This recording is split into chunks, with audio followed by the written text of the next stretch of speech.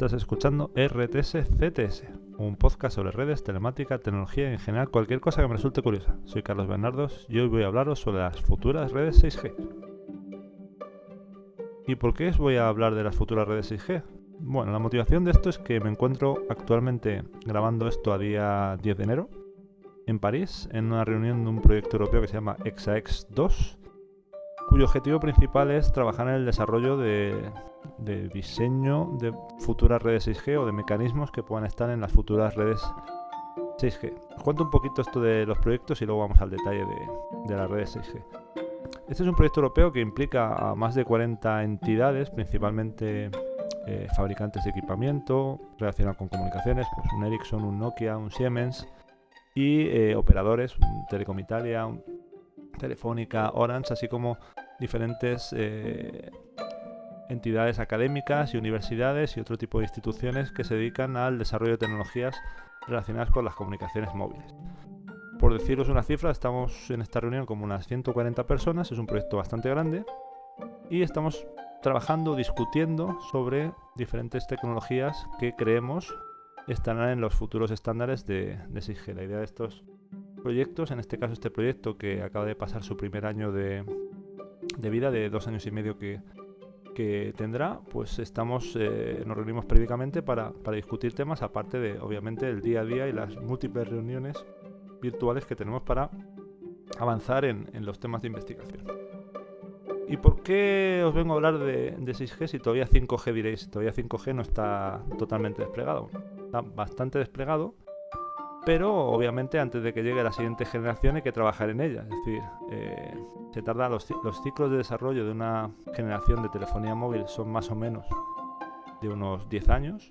Es decir, 5G pues se ponía la cifra del 2020 para su despliegue más o menos comercial, y 6G se pone la cifra del 2030, 2030 más o menos para su despliegue comercial, pero obviamente hay que empezar a trabajar en la definición de 6G antes de que llegue esa fecha. ¿Y qué papel juegan estos proyectos de investigación europeos? Cuando digo un proyecto de investigación europeo me refiero a un proyecto financiado por fondos públicos de la Unión Europea, o mejor dicho, cofinanciado, porque también los proyectos requieren de financiación privada, con el objetivo de desarrollar estos mecanismos.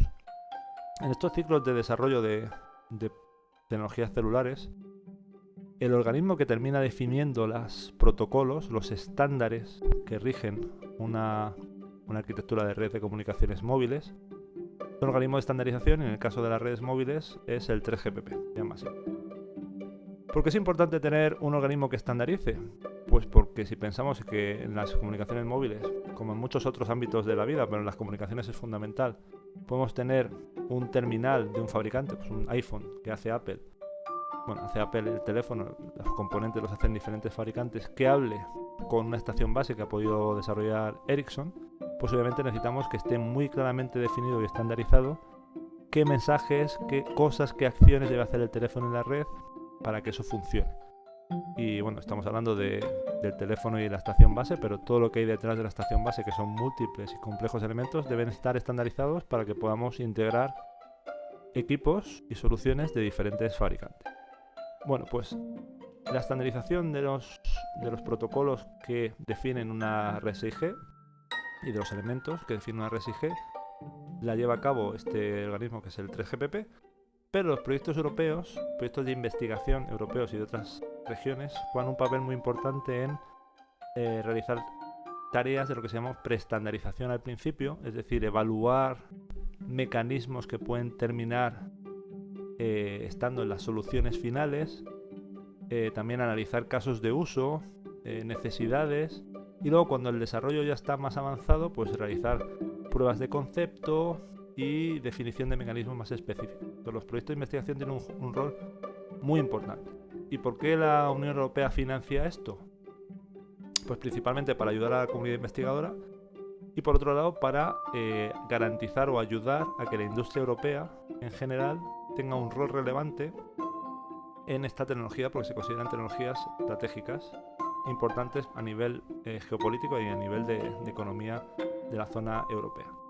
Esa es un poco la razón de que existan este tipo de proyectos, al igual que existen proyectos financiados por organismos públicos en otras regiones del mundo. Bueno, y con todo esto puedo ya pasar a resumiros brevemente algunas pinceladas de qué nos va a traer el 6G. Porque bueno, yo creo que 6G da para mucho y probablemente haya más episodios de este podcast en el que os hable de 6G. Pues 6G, por un lado, va a seguir avanzando en lo que 5G prometió y en algunas ocasiones no llegó a poder cumplir del todo. Por ejemplo, algún 5G prometía unas latencias muy bajas y algunas de esas promesas pues no han llegado a poder cumplirse con el 5G, digamos, .0, por decirlo así. Es verdad que ahora se está trabajando en lo que se llama el 5G avanzado, que sería como el 5.5 por llamarlo de alguna forma, y terminaremos llegando al 6G. Pues hay latencias por debajo del milisegundo, incluso menores, que en algunos casos de uso o en algunas aplicaciones, como puede ser el control remoto de maquinaria o de elementos de cirugía remota, o la coordinación entre robots o entre vehículos, necesitamos latencias muy pequeñas. 5G no ha terminado de poder, digamos, llegar a esas latencias tan bajas.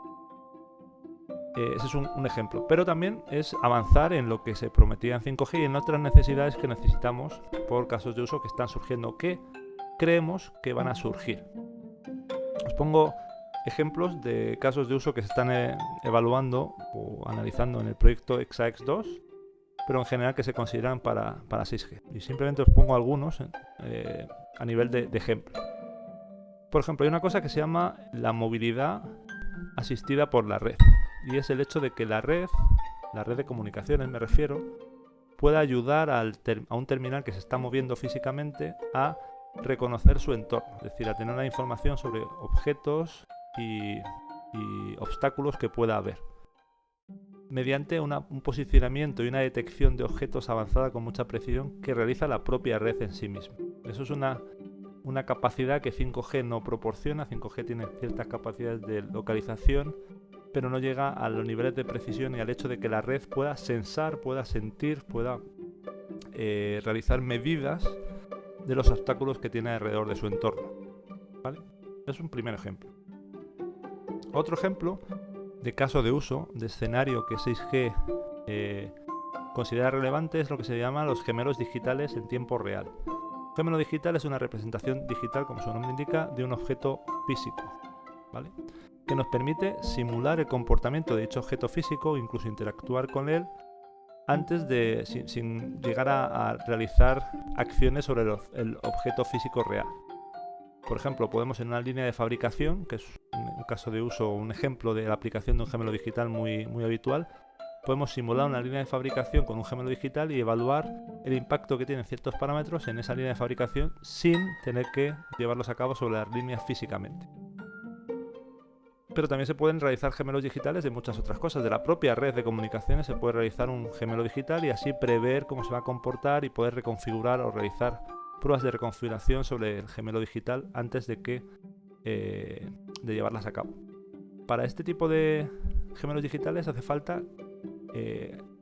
capturar, tomar un montón de medidas, un montón de datos del objeto y el entorno que se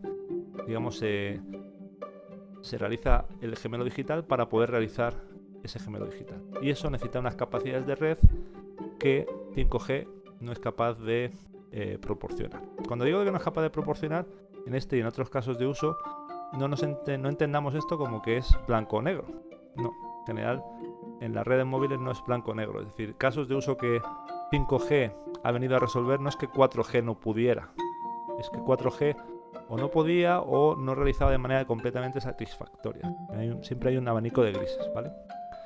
Bueno, volviendo a los casos de uso. Otro caso de uso es dar cobertura de red ubicua, ¿vale? La idea es que con 6G podamos llegar a tener cobertura en más lugares utilizando tecnologías de acceso radio múltiples y heterogéneas, integrándolas de manera adecuada, pues tecnología satélite, con tecnología radiocelular, con otro tipo de tecnologías. Y además este caso es importante porque, aunque no lo he mencionado anteriormente, en 6G o en el EXA-X2, pero en general en 6G, una cosa muy importante es también todo lo que tiene que ver con la sostenibilidad de la propia tecnología. Tenemos que intentar minimizar la huella de carbono, reducir el consumo energético, etc. Y eso en aplicaciones como una cobertura más amplia son aspectos muy relevantes. Otra familia de casos de uso que se contemplan en el proyecto es lo que se denomina redes centradas en las personas o tecnologías centradas en las personas. Pues, qué sé yo, la telemedicina, la cirugía remota, ese tipo de escenarios mezclando realidad aumentada que necesitan de una alta capacidad en la red, muy baja latencia, muy alta fiabilidad para poder llevarse a cabo. Otro ejemplo de caso de uso es el de la realidad aumentada inmersiva. Y bueno, lo que llaman realidad aumentada o realidad inmersiva lo dicen en inglés seamless, sin costuras, que quiere decir, digamos, sin defectos o sin artefactos, en el sentido de que sea una realidad inmersiva que no se sienta artificial, que sea completamente creíble. Y eso conlleva, de nuevo, volúmenes de datos súper elevados que hoy en día no tenemos. Hoy en día tenemos terminales que son capaces de reproducir vídeo 4K, cosas así, pero eso no tiene nada que ver con el volumen de datos que podemos llegar a necesitar para una realidad aumentada.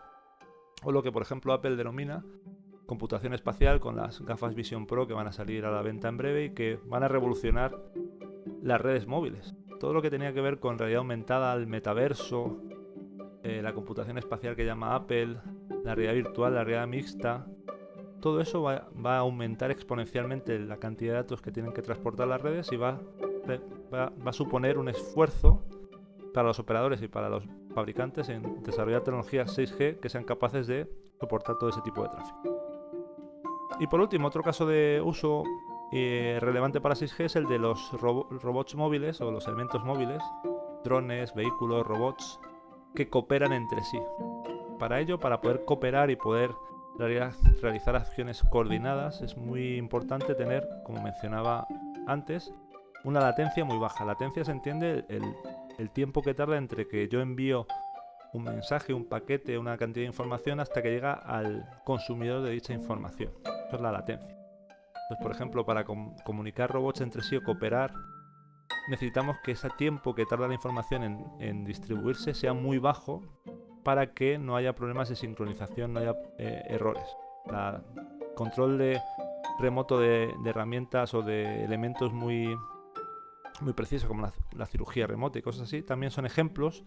Necesitamos una latencia muy baja y una fiabilidad, en el sentido de que no se pierda ningún paquete o no llegue tarde, muy elevada, ¿vale?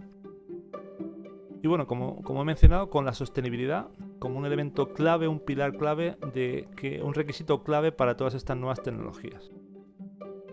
Y con esto, bueno, he terminado de dar un vistazo muy rápido a casos de uso.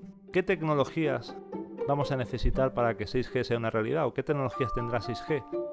Pues multitud de cosas están sobre la mesa ahora. Obviamente, una tecnología radio celular nueva que baje la latencia, aumente la fiabilidad, disminuya el consumo energético, una relevancia del papel de la inteligencia artificial en la operación de la red mucho más elevada, una mayor relevancia del obtener datos de la red y utilizar esos datos mediante mecanismos de inteligencia artificial, mecanismos mucho más complejos y eficientes en gestión y autogestión de la red, integración de tecnologías diversas como pueden ser redes desplegadas en satélites, redes desplegadas en globos aerostáticos, etcétera, etcétera. Estos son ejemplos de tecnologías a grandes rasgos que se están explorando, se están considerando para las futuras redes 6G, que como dije antes, esperamos ver por allá por el 2030.